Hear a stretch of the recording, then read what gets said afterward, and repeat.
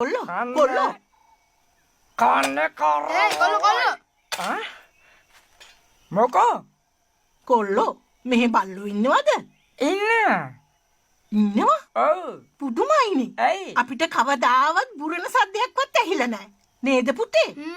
ඇයි අහලා නැද්ද බුරණ බල්ලෝ හපා නොකයි කියන කතාව මෙහෙ ඉන්න බුරන් නැති බල්ලෝ උන් හපා කයි ඉන්ජෙක්ෂන් ගහලාද? මටද උඹට නෙමෙයි බං බල්ලට.